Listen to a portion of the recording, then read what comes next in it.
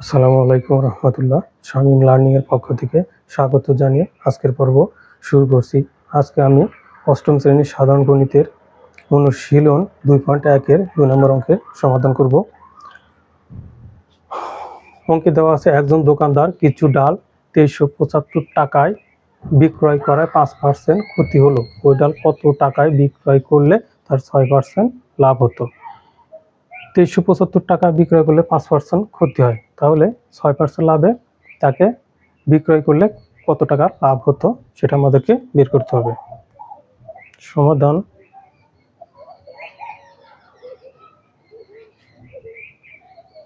মনে করি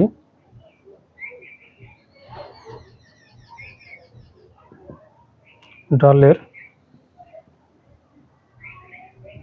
ক্রয় মূল্য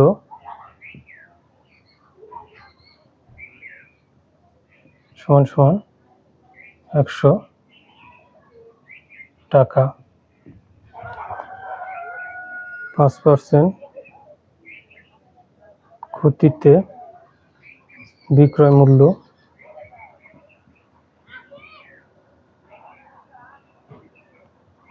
সমান সমান 100 বিয়োগ 5 সমান সমান 95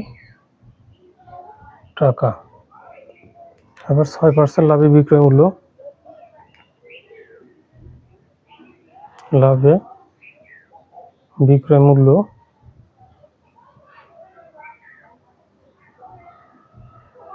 সমান সমান 100 যোগ 6 সমান সমান 106 টাকা।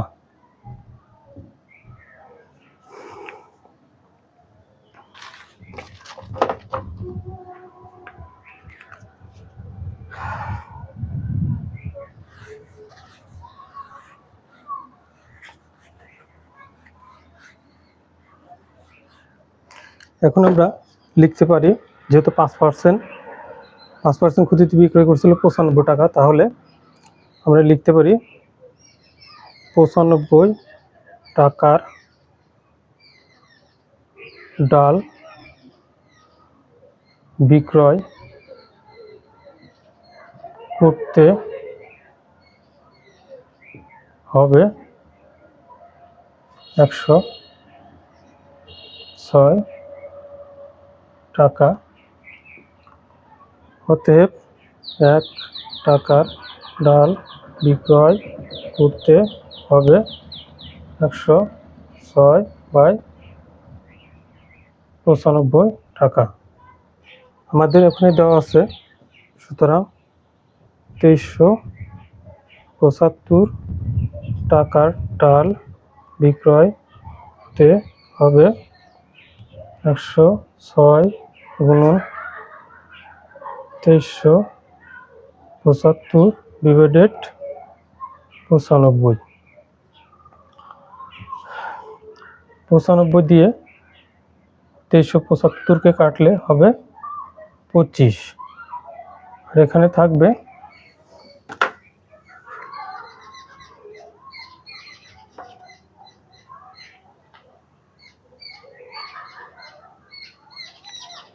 106 গুণন 25 2650।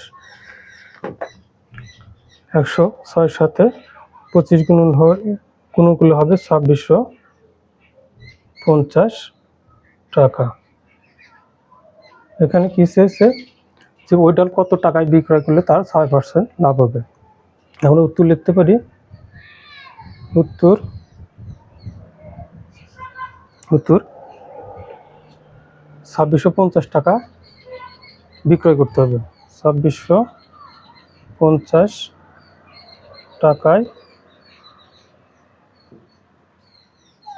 বলছে কত টাকায়, তাহলে আমরা লিখবো 2650 টাকায় বিক্রয় করতে হবে।